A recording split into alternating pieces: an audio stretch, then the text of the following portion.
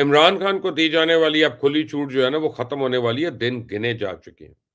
یہ final count down کا آغاز ہو چکا ہے اور کچھ ہی دن میں ایسے ایسے شاہکار اب سامنے آنے والے ہیں جسے دیکھ کے شاید پوری کی پوری قوم کا سر جو ہے وہ شرم سے جھک جائے گا۔ کچھ اہم ویڈیوز بھی ہیں، ان کا آج کل بڑے چرچا چل رہا ہے، زور و شور سے ان کا ذکر ہو رہا ہے، ان کے متعلق لوگ باتیں کر رہے ہیں۔ کچھ مزید ہوش اڑا دینے والی آڈیوز کی بھی ایک لمبی چوڑی فہرست ہے جو کہ بہت جلد پاکستان کی سیاست پہ جلتی کا تیل جو ہے نا وہ چھڑکے گی آگے۔ یا اس کے علاوہ کچھ گھر کے بھیدی جو ہیں وہ بھی بہتی گنگا میں ہاتھ دھونے کو تیار بیٹھے ہیں۔ کل میں نے آپ کو خبر دی تھی کہ پنجاب میں سے 4 اور وزراء جو ہیں وہ حکومت چھوڑنے والے ہیں، بالکل چھوڑنے والے ہیں، اور ان کے ساتھ کچھ ایم پی ایس بھی جو ہے ان کا ساتھ پی ٹی آئی کا چھوڑنے والے ہیں۔ آگے بڑھنے سے پہلے میں بس آپ کو اتنا بتا دوں کہ آنے والے دنوں میں پاکستان کا جو سیاسی تھیٹر سجنے والا ہے نا، شاید پاکستان کی پچھلی 75 سالہ تاریخ میں آپ نے کبھی ایسا نہیں دیکھا ہوگا۔ لیکن آپ کو میں کل کے جلسے کا ذرا بتا دوں، کل کا جلسہ جو ہے نا وہ ناقدین بتا رہے ہیں کہ فیل ہو چکا ہے، ٹوٹل 4000 لوگ تھے۔ بہرحال اب سوال یہ پیدا ہوتا ہے کہ سیاست میں گن کون پھیلا رہا ہے؟ عمران خان کو کون سی ویڈیوز ہیں جن کے آنے کا ڈر ہے؟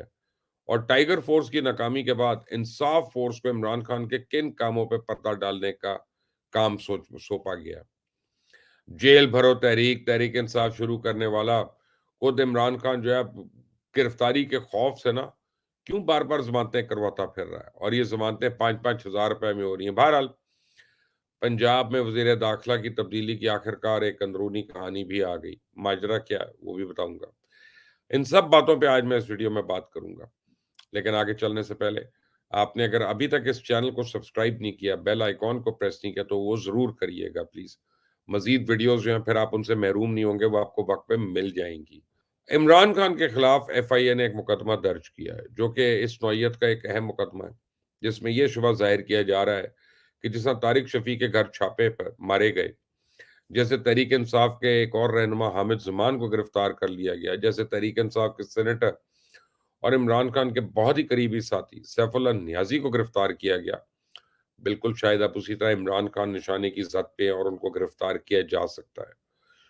بنی گالہ کے آس پاس سیکیورٹی سخت کر دی گئی اور عین ممکن تھا کہ آج عمران خان شاید گرفتار ہو جاتا، لیکن گرفتاری کے خوف سے عمران خان کی کانپیں ٹانگ گئیں اور انہوں نے ایک بار پھر وہی کیا جو یہی لوگ ہمیشہ کرتے آئے ہیں، یعنی ایک بار پھر عدالت سے رجوع کیا کہ جی ہماری قبل از وقت گرفتاری ضمانت جو ہے وہ اس کی دی جائے، قبول ہو، اور ایک بار پھر عدالت صبح کو لگ گئی اور عمران خان کے وکیل نے صفائیاں پیش کرنی شروع کر دی۔ یہاں تک کہا گیا کہ اگر عدالت چاہے تو عمران خان آدھے گھنٹے کے اندر اندر عدالت پہنچ سکتے ہیں۔ بہرحال پھر وہی ہوا، عمران خان آدھے گھنٹے کے اندر عدالت پہنچے اور ان کی ضمانت کی درخواست منظور ہو گئی۔ عدالت نے بہرحال اتنی شفقت کی کہ عمران خان کو عدالت پہنچنے کے سے پہلے گرفتار نہ کرنے کے احکامات بھی دے ڈالے۔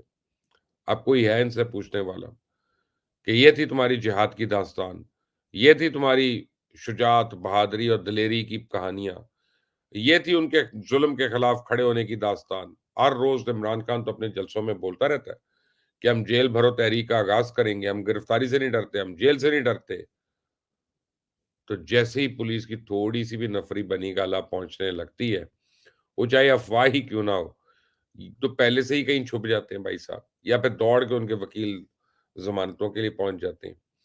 ہاں، جیل بھرو تحریک آغاز کرنے والے تو یہ نہیں کہہ سکتے ہم نے بڑی جیلیں دیکھی ہیں، کیونکہ انہوں نے شاید کبھی حوالات دیکھی نہیں ہے، شکل بھی نہ دیکھی ہو۔ اب دیکھیں نا، شہباز گل تھا، اس کو کہتے تھے گرفتار ہو جاؤ اور ڈٹ کر کام کرو، خود جب اپنی گرفتاری کا وقت آتا ہے تو کیسے دوڑے لگ جاتی ہیں۔ بہرحال ان کو پتا ہے کہ جیل کی کالی کوٹری کیسی ہوتی ہے۔ مشرف دور میں چند گھنٹوں کی گرفتاری جو ہے ان کے لیے ایک بہت ہی بھیانک خواب ہے۔ انہوں نے نہ صرف اپنے سیاسی مخالفین کو جیل بھجوایا، انہیں رگڑا لگوایا، اور جس دن ان کو تھوڑا سا بھی رگڑا لگا نا، بھائی صاحب کو لگ پتا جانا ہے۔ اور اب یہ چاہے جتنا مرضی قانون کے بچنے کے راستے نکال لیں، جو کیس ان کے خلاف تیار ہو گئے اور جو مزید انکشاف کے بعد تیار ہونے والے ہیں، ان کیسز کی نوعیت کو دیکھ کر تو لگتا ہے کہ اب عمران کا بچنا مشکل ہے۔ اور دوسری بڑی اہم چیز جس میں بحث جاری ہے اور میں اس ویڈیو میں ذکر کروں کہ عمران خان کو پتہ نہیں ایسا کون سا الہام ہو جاتا ہے کہ ان کے سیاسی مخالفین کے پاس کوئی ایسی نازیبا ویڈیوز موجود ہیں یا کوئی ایسی ویڈیوز تیار کروا رہے ہیں۔ کافی پریشان لگتے ہیں وہ اس بات پہ۔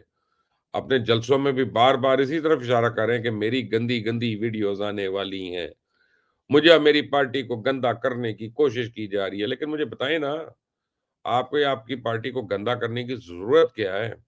آپ تو کافی پہلے گندے ہو چکے ہیں۔ آپ کی تو ساری سیاست پہلے سے ہی ننگی ہو چکی ہے، اور ہر عقل رکھنے والے بندے کو اندازہ ہو گیا کہ اس کو ٹرک کی بتی کے پیچھے کیسے لگایا گیا، کس طرح سے آپ نے سائفر سے کھیل کھیلا، کس طرح سازش کا ڈرامہ رچایا، کس طرح ارسلان بیٹے کو دوسروں کو غدار ثابت کرنے کے لیے آپ کی بیگم نے اکسایا، اور ایم این ایز خریدنے والی تو آپ نے ساری حدیں پار کر لی، 5 بھی اور 10 بھی۔ اس کے بعد بھی گند کرنے کی کسر رہ جاتی ہے باقی۔ اس کے بعد مزید کتنی اصلیت سامنے آئے گی؟ ریاست مدینہ کے دعوے دار کا تو پہلے ہی پردہ چاک ہو گیا، اب مزید کون کون سے پردے ہٹنے والے ہیں جس کی ڈر سے ان کو نیند اڑ گئی ہے؟ اب وہ ویڈیوز اصل ہیں یا نہیں مجھے تو اس کا نہیں پتا، لیکن جتنا شور ڈالا جا رہا ہے تو اس سے تو لگتا ہے کہ دال میں کچھ نہ کچھ کالا ہے۔ اور خاص چیز کے لیے انہوں نے ایک انصاف فورس بھی پاکستان کی سیاسی مارکیٹ میں لانچ کر دی ہے۔ ٹائیگر فورس نے تو عمران خان کو کافی مایوس کیا۔ ٹائیگر فورس عمران خان کی امیدوں پر پورا نہیں اتری، نہ ہی انہوں نے مخالفین کی اس طرح سے کردار کشی کی جس طرح سے وہ چاہتے تھے، نہ ہی اس ٹائیگر فورس نے صحافیوں کے خلاف اس طرح کے ٹرینڈ چلوائے جس سے عمران خان کو امید تھی۔ تو اب اس کمی کو پورا کرنے کے لیے ایک انصاف فورس بنائی جا رہی ہے جو پہلے تو اس پہ کام کرے گی کہ عوام کو یقین دلایا جائے کہ عمران خان کی ہر آنے والی آڈیو اور ویڈیو جعلی اور فیک ہے، اور اس میں ذرا برابر کوئی حقیقت نہیں، اور ان کے ڈیپ فیک ٹیکنالوجی سے ان کو بنایا جا رہا ہے۔